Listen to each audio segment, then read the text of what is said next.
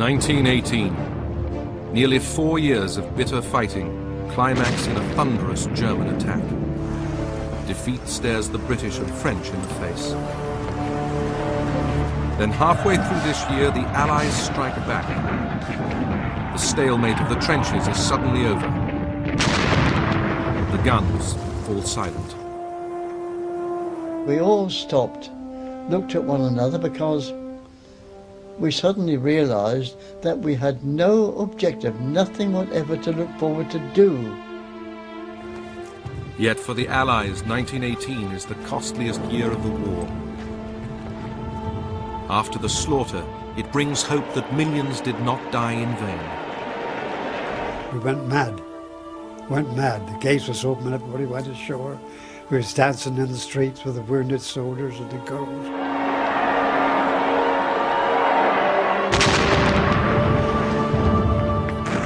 This is the story of the year that changed everything, seen now for the first time in color.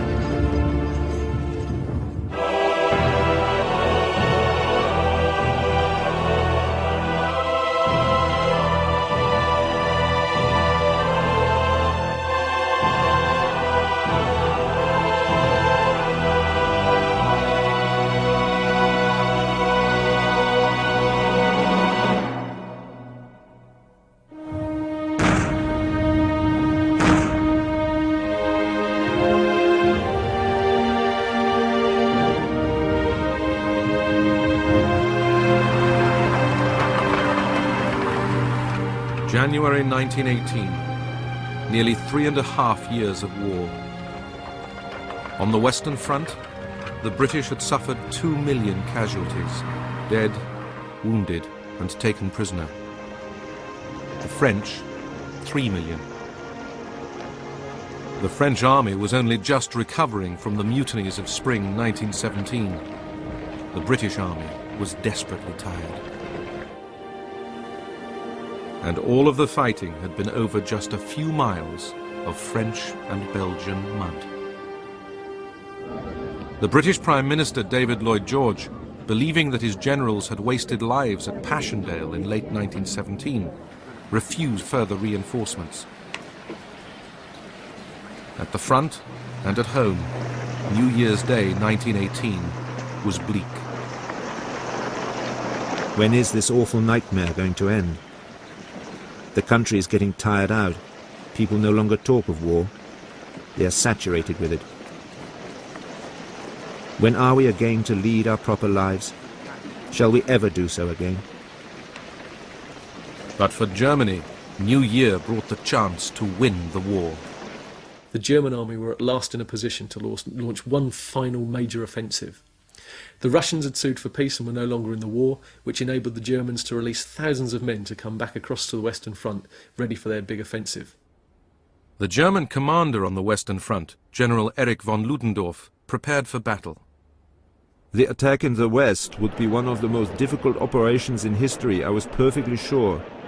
And I did not hide the fact. The German nation too would have to give all it had.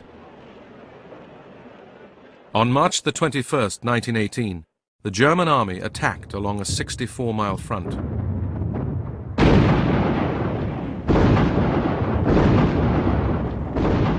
It became known as the Ludendorff Offensive and was the greatest attack yet seen in modern industrialized warfare.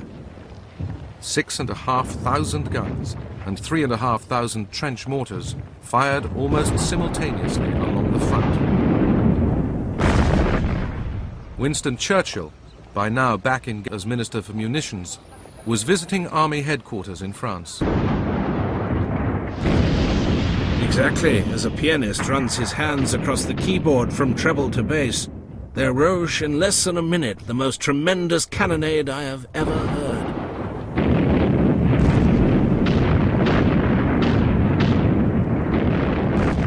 After the artillery bombardment, German stormtroopers leapt into action. The great moment had come. The turmoil of our feelings was called forth by rage, alcohol, and the thirst for blood as we stepped out, heavily, yet irresistibly, for the enemy's lines. A heavy long-range machine gun fire was opened on us. The leading skirmishers, pressing forward like hounds on a hot scent, were very bold. March the 21st was turning into one of the most dramatic days of the war. German soldiers were stunned by what seemed a huge success. What we had not dared to hope came true. The enemy artillery was silenced with one gigantic blow. We got out on top and looked with wonder at the wall of fire towering above the English lines, and the swaying, blood-red clouds that hung above it. We were bombarded with everything the Germans had got. At daybreak, we could see the Germans advance. We sent back runners to battalion headquarters for instructions. The first 2 runners were either killed or taken prisoner. The 3rd runner came back to tell us that the Germans were cooking breakfast in our battalion headquarters kitchen.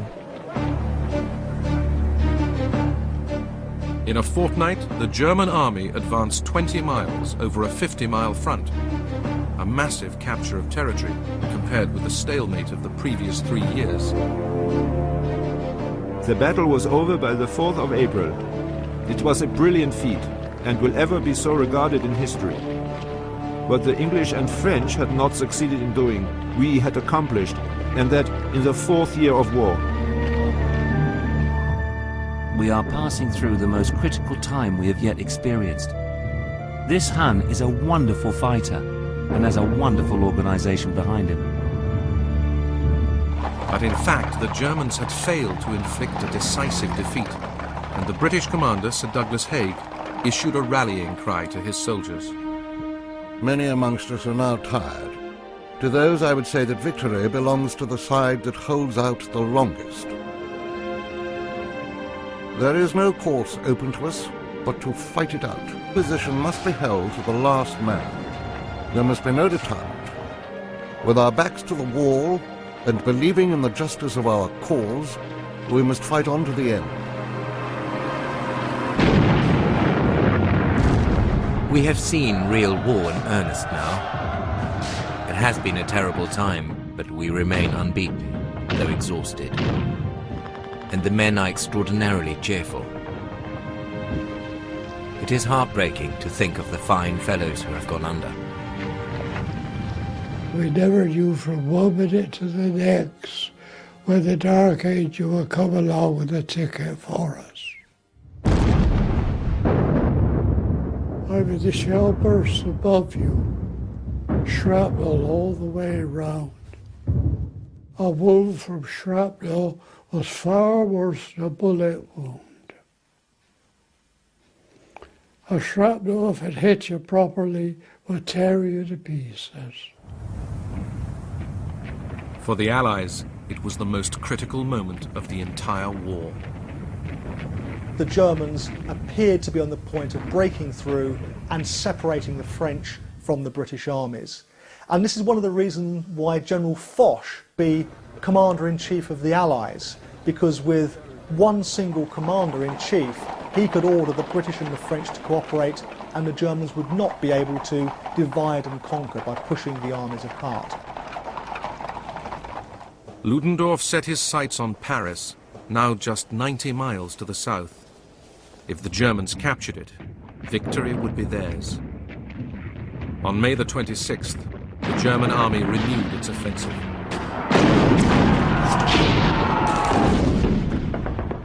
Fritz put down a barrage like nothing I'd heard before. His name for this type of artillery fire was Trommelfeuer, which means drum fire. And actually this was the best description. It was like a roll on a tremendous kettle drum.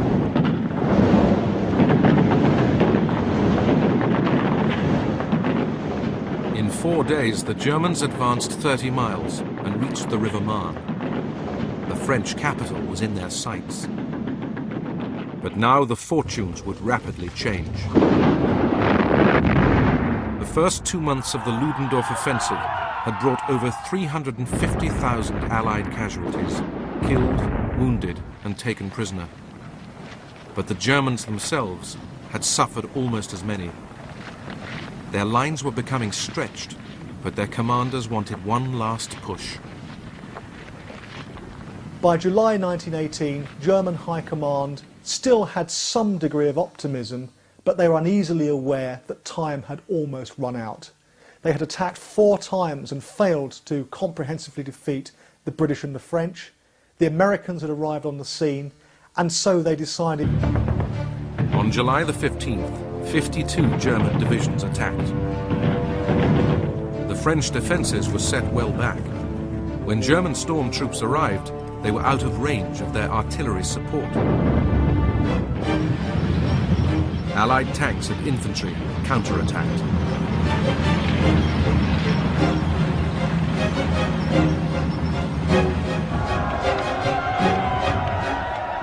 The Germans really had finally run out of steam. Their huge offensives had made a desperate attempt to finally bring the war to an early close. And in some ways they'd come quite near to doing that, but then gradually, by continually bashing away at different parts of the line, actually in the end they'd pretty much drawn their army to a standstill, and there was nothing more to give. Ludendorff knew his gamble had failed. Everything I had feared, and of which I had so often given warning, had here, in one place, become a reality. Our war machine was no longer efficient, even though the great majority of divisions still fought heroically. Arrived on the battlefield, the Allies could think of striking back. It was not just on the Western Front that the war was being turned on its head.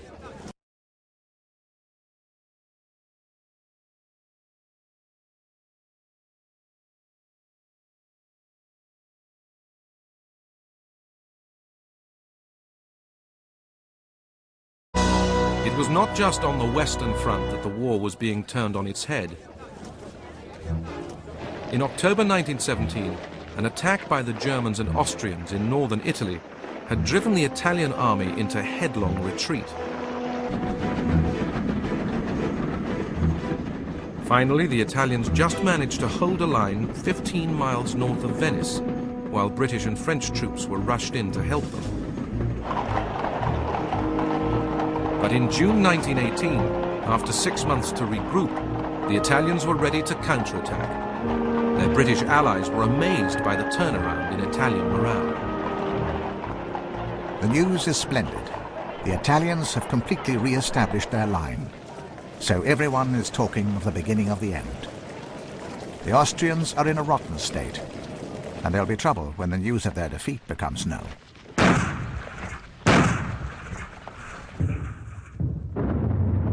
Then we all knew that Italy had been saved, and we rejoiced together. But we did not know that Austria-Hungary had no less surely been doomed, and must now disappear from the category of great powers. But it was back on the Western Front that the war had to be finally won. And now the full panoply of Allied tactics, armour and manpower would combine to produce the greatest display of military force the world had ever seen. On the 4th of July 1918, an Australian division led a small-scale but pulverising attack. It was an absolute model of how battle should be fought. Infantry advancing behind tanks, being supported by masses of heavy guns, machine gun barrages from the machine gun corps, and with the Royal Air Force in close support, and actually dropping ammunition by parachute as well for the first time. The whole thing was a great success because of secrecy. The Germans had absolutely no idea that this was about to happen, and surprise was absolutely complete.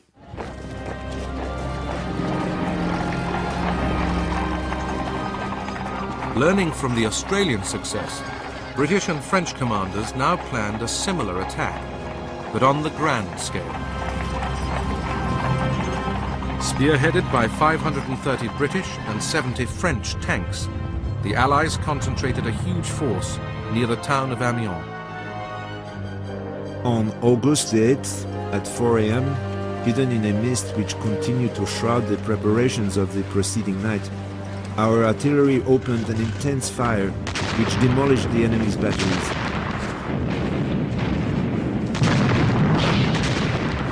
The enemy, wholly surprised by the violence and rapidity of the attack, fell back in great confusion.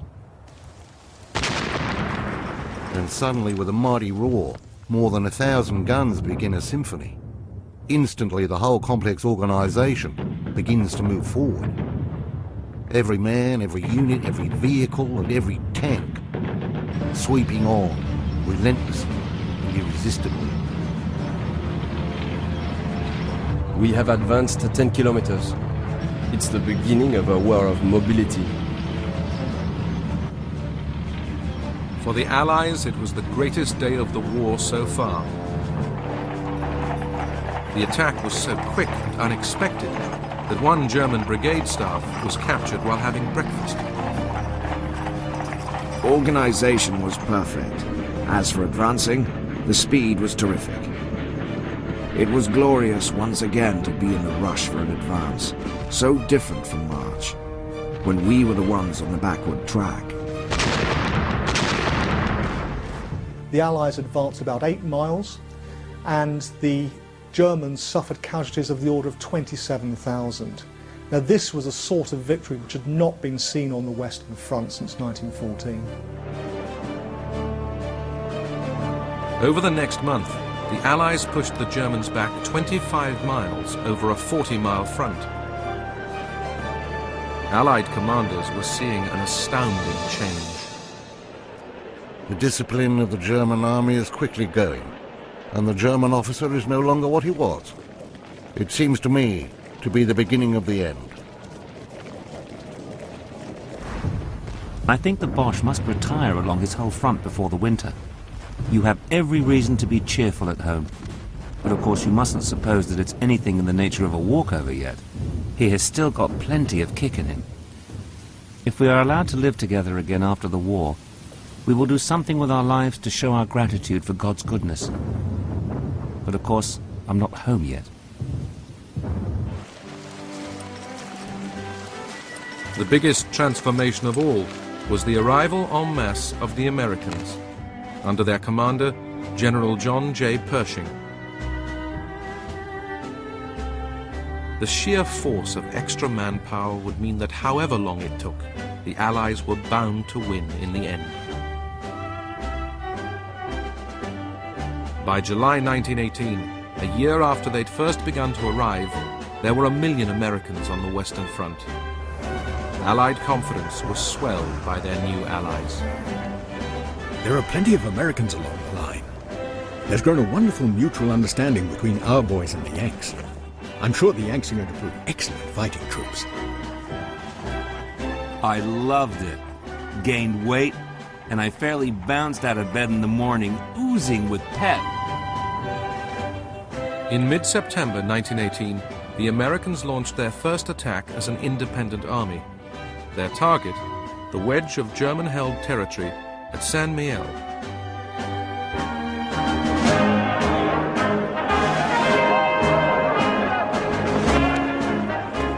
It was a triumph. Pershing was jubilant. Saint Mihiel probably did more than any single operation of the war to encourage the tired Allies. A few days after Saint Mihiel, an American force joined the British and French for a major attack on the German army's key defensive rear position, the Hindenburg Line.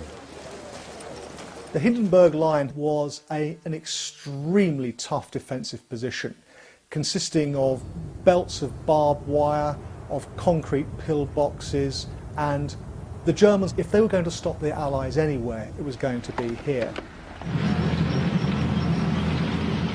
For the ordinary Allied soldier, taking on the Hindenburg Line seemed an impossible task. We had attacked it the year before without any success. Now we were going to try again, but no one seemed to think we should do any better this time. Even the Australians said that we should find we were banging our heads against a stone wall. In the last week of September, 123 Allied divisions, about 500,000 men, gathered. General Foch issued his final order for the offensive which could decide the war. The nature and importance of this operation requires that all its early gains be followed up without the slightest delay. The rupture of the line of resistance must be exploited with no interruption to as great a depth as possible. For this reason, halts in the progress of the action must be avoided.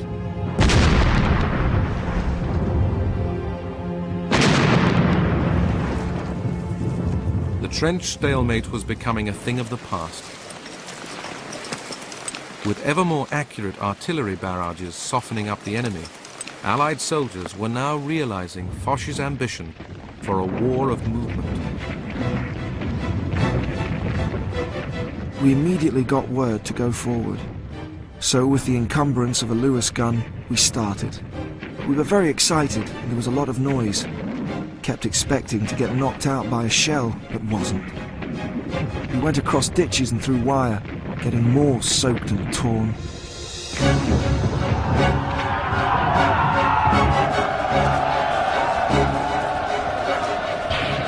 We surge forward.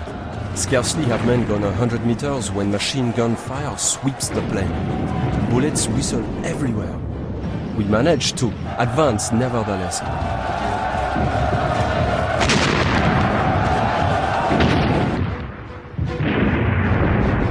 We were in a pretty fine mess. Filthy dirty, all mud, soaking wet up to the thighs and clothes all torn. Brooks was killed in advance and I heard that Holt was wounded by a shell.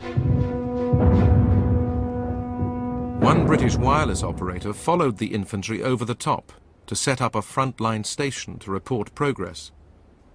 But his unit had lost a vital piece of equipment. We found we had no aerial. And I went back and found it, and then went back through the trenches, to the support trenches to take it back. And on the way there, I had to walk over dead men. The only people I had communication with was dead men, you might say, because I had to walk on them and say, sorry, chum. In 3 days, the Allies suffered thousands of casualties. But on the 29th of September, they broke through the once impregnable Hindenburg Line. The news from all fronts was simply stupendous. And tomorrow we should join in. It was going to be the biggest battle of the war and the greatest victory. The Boche simply hadn't a chance. We shall go through them, the colonel said, like a knife through butter. We shall be eating our Christmas dinner in Berlin. They convinced me. I'd seen with my own eyes that our task looked impossible. But their enthusiasm was so great that I was persuaded. The impetus was now general. All the Allied armies were attacking in turn. The enemy was not given a moment's respite. He was to be continually harassed until victory was within our grasp.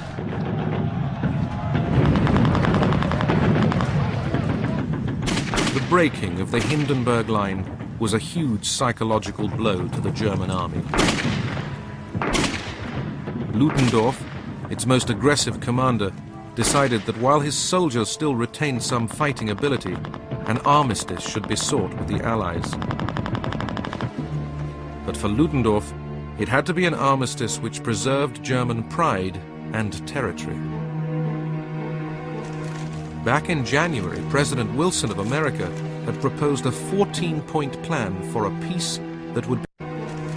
Back in January, President Wilson of America had proposed a 14-point plan for a peace that would be honorable to all sides. Allied leaders and commanders now gathered to discuss peace terms that could be offered to Germany. At the same time, Germany appealed directly to America. The Germans decided the only game left in town was to attempt to separate the United States from Britain and France, and tried to negotiate with the Americans on the basis of accepting the 14 points. Now, this was a completely transparent move to try and, if you like, get out of jail free card. And nobody, including the Americans, were prepared to accept it. The British and French demanded, as part of any peace settlement, the abolition of the German monarchy.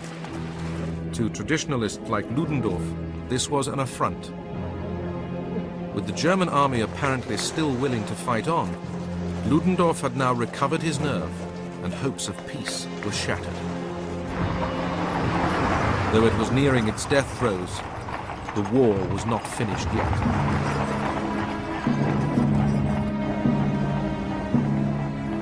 By mid-October 1918, a sense of doom had spread to the German home front. The Allied naval blockade had cut off most of Germany's food supply. Its ships were stuck in port. People were starving. In the field, rations were diminishing by the day. Despite General Ludendorff's determination to fight on, other German commanders knew the game was up. The morale of the troops has suffered seriously, and their power of resisting diminishes daily. They surrender in hordes whenever the enemy attacks. I do not believe there is any possibility of holding out over December. Ludendorff does not realize the whole seriousness of the situation. Whatever happens, we must obtain peace before the enemy breaks through into Germany. If he does, woe on us. As Germany fought pointlessly on, for the Allies' exhausted soldiers, it seemed a more wasteful war than ever. How I wish the Hun would chuck it before we lose thousands more valuable lives. I can imagine the man in the trench being very disinclined to pop the parapet, with peace so close at hand. Oh, I am weary of this war. The casualties reported today are 253 officers and 6,000 men. Our casualties for many weeks past have been enormous. They must have averaged 30 to 40,000 per week. The hospitals are full to overflowing.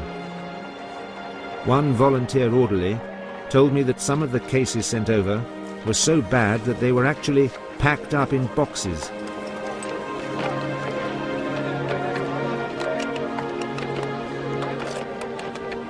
I think it is safe to say that it cannot be much longer. The Huns we met were certainly nothing to fear, and could think of nothing but peace. French and Belgian refugees returned to villages and towns which had been occupied by the German army and ruined by war.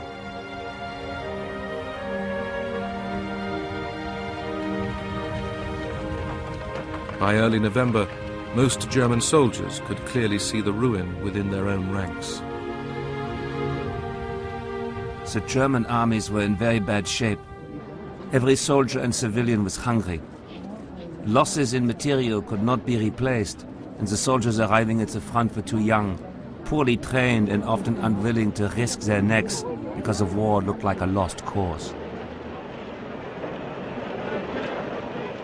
Ludendorff still wanted to fight and called on German troops to reject all proposals for peace. But then came sudden collapse. On October the 26th, the Kaiser sacked Ludendorff for insubordination. 2 weeks later, the Kaiser himself abdicated and went into exile.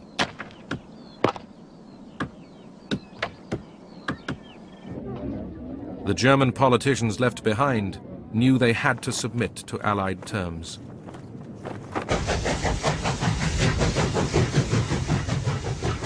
At 5 o'clock on the morning of November the 11th, an armistice was signed on a train in the French forest of Compiègne. At 11 o'clock, on the 11th day of the 11th month, the guns of the Western Front fell silent. Everything stopped, and there was what I can only call as a deadly hush over everything. And we all stopped, looked at one another, because we suddenly realized that we had no objective, nothing whatever to look forward to do. Nothing to do. It was a very eerie feeling.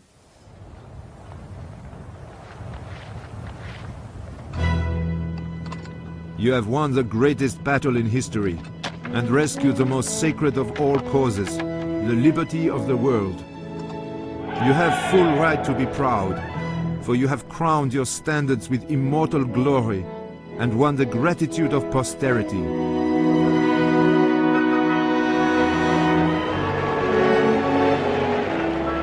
went mad.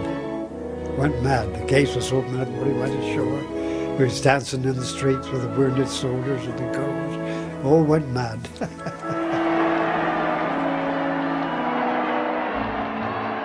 I suppose it was the most remarkable day in the history of the world. The streets soon became so crowded that it was impossible to move. The crowds were cheering. Young girls were being carried on the shoulders of soldiers. Soldiers were being carried in the arms of civilians. The thought of going home made us noisy and hilarious. We'll soon turn in our mules and go home where we can eat sugar, sleep in bed, see our folks, and chase around the girls. Girlfriends, sons, daughters, and above all mothers embraced the returning heroes. She was only too glad to get me back because I was her sonny boy. She made so much fuss of me. She was glad to have me back. I think that was the utmost thought in her mind. I'm glad he's home safe. While we were going through the formalities of disembarking, a strange and unreal thought was running through my mind. I had a future. There was a future ahead of me, something I had not imagined for some years.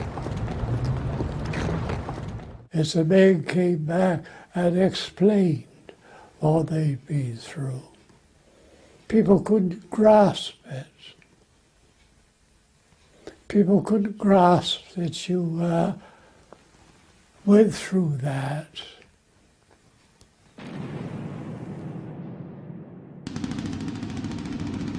I came out of the army, and the more I thought about it, the more it came.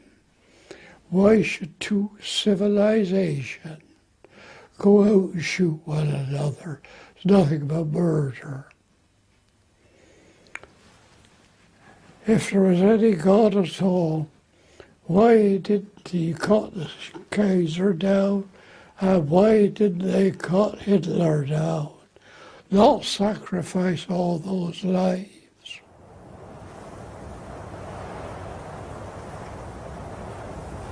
For the British, the most costly year of the First World War was not 1916, the year of the Somme, not 1917, the year of Passchendaele, but 1918, the year of victory. Victory, of course, after huge attacks by the Germans in the early part of the year. But that's a very important fact. In 1918, the year when the First World War was won, we lost more men than in the whole of the Second World War.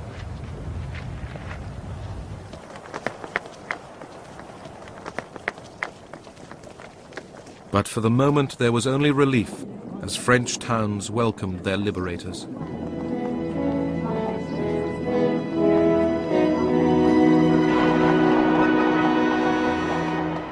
Belgium, which had been the target of Germany's first great act of aggression in 1914, rejoiced in freedom. Its king returned to a tumultuous reception in Brussels.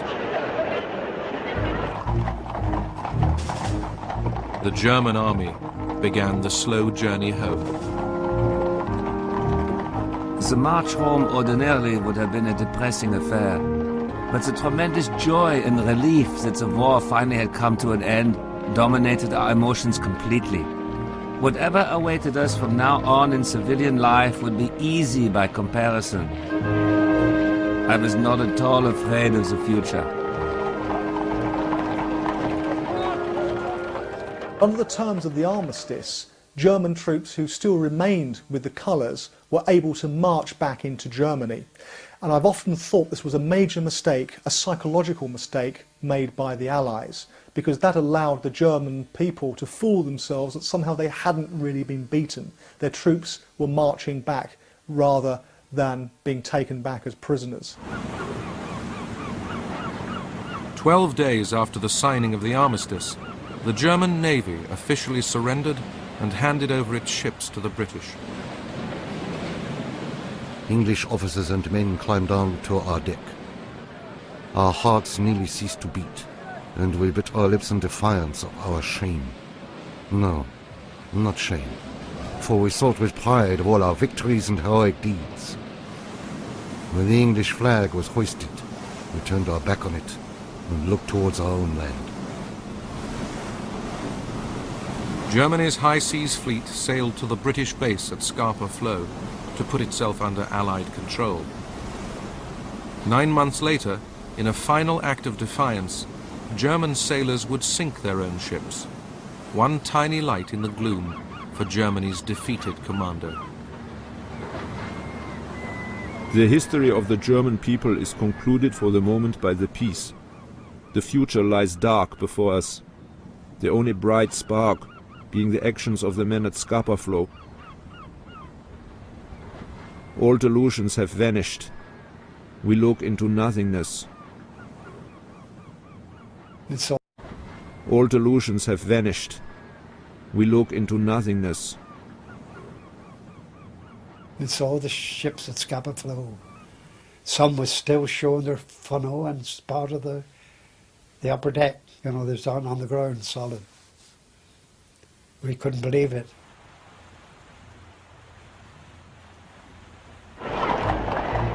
Allied troops crossed the German border to occupy the Rhineland. At last the goal of our ambitions is reached. The Rhine, der Deutsche Rhein, is now guarded by British troops. Instead of the Kaiser eating his Christmas dinner in London, we shall be having ours in the heart of Germany.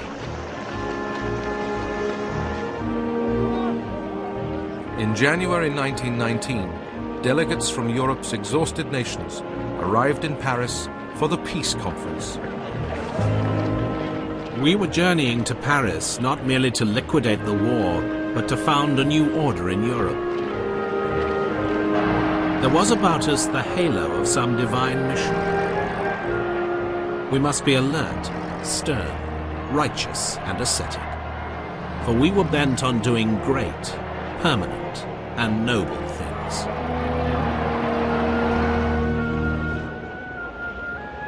The British and French Prime Ministers, David Lloyd George and George Clemenceau, and America's President Wilson would decide Europe's future.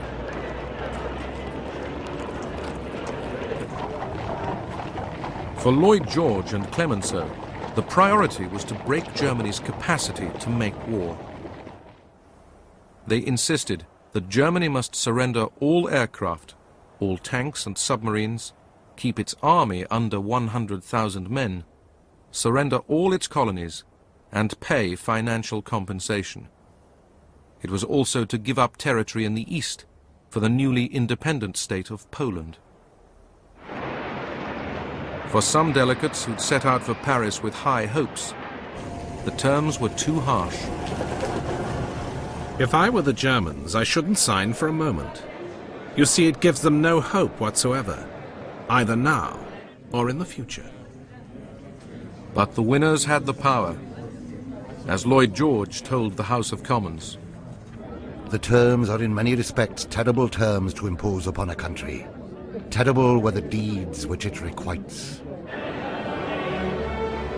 On June the 28th, the peace treaty was signed in the Hall of Mirrors of the Palace of Versailles.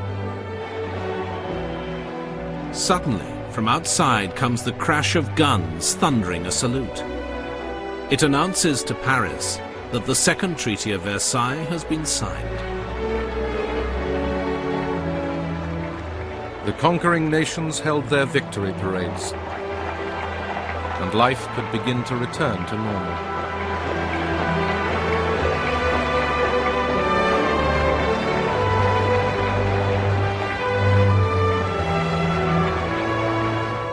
But President Wilson had a greater ambition. A new world which war would never again ravage. A world where order would be kept by a new international peacekeeper, the League of Nations.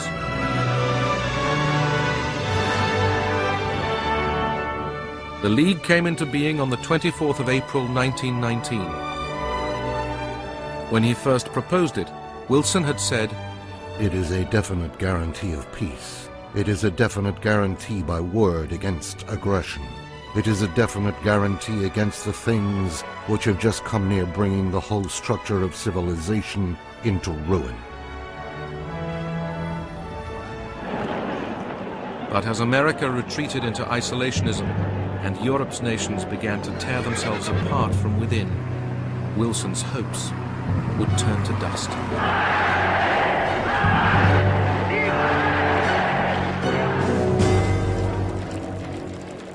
"4 years of war had fueled new revolutionary ideas. Its outbreak was blamed on the old world order. Traditional political systems came under question. In London, there was a wave of industrial militancy, including strikes by soldiers who wanted to be demobilized. In the United States, an organization called the Industrial Workers of the World spread chaos on the streets.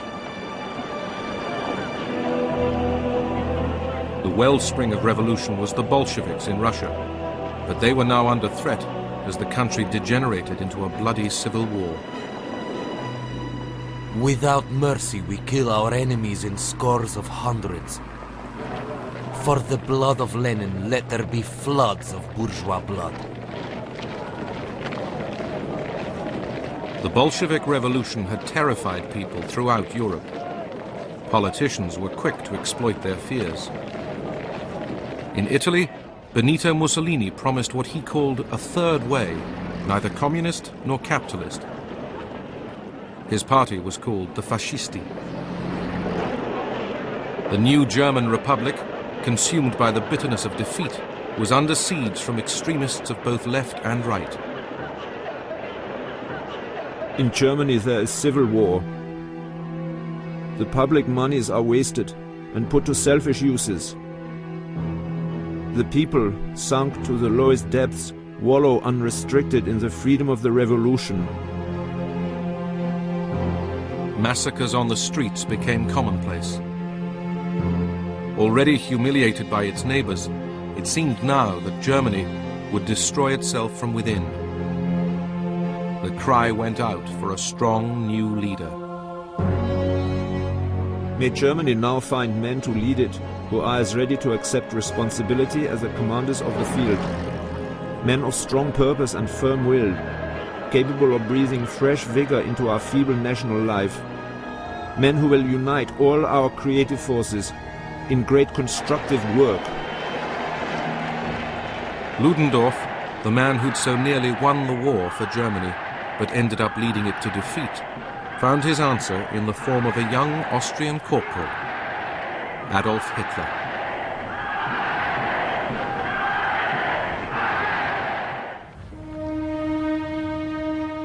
World War I was supposed to be the war to end all wars.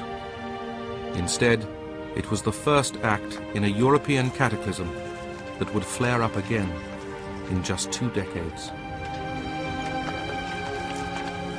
They shall grow not old as we that are left grow old.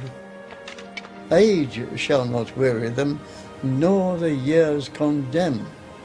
At the going down of the sun and in the morning, we will remember them.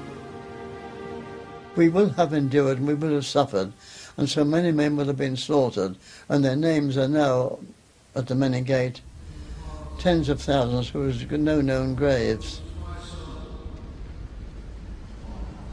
And I very often wonder whether the sacrifices that we made are worthwhile. That is, have the years condemned us? Because there is still war, and still talk of war.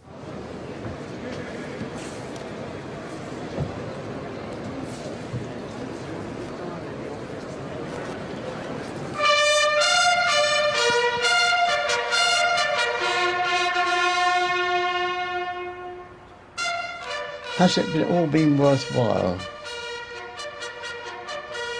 Yes, I think it would have been worthwhile, because I think that the consciousness of Europe anyway, and most of the world, has been aroused to the futility of war.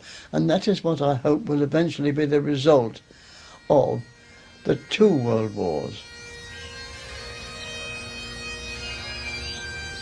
the First World War was certainly tragic, but it wasn't futile. In the First World War, the Allies achieved a great negative victory.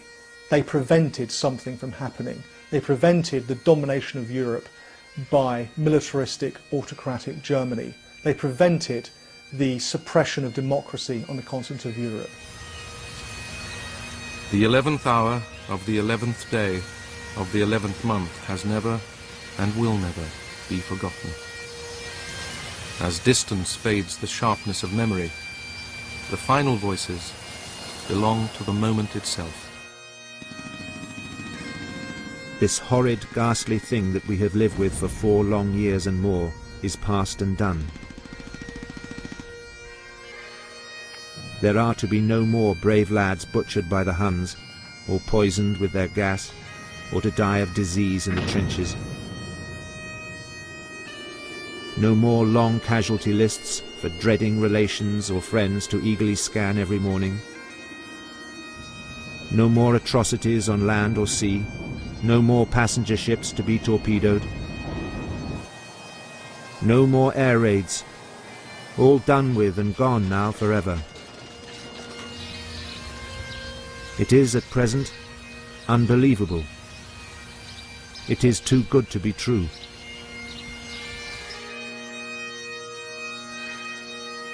I detached myself from the others and walked slowly up Whitehall, with my heart sinking in a sudden cold dismay.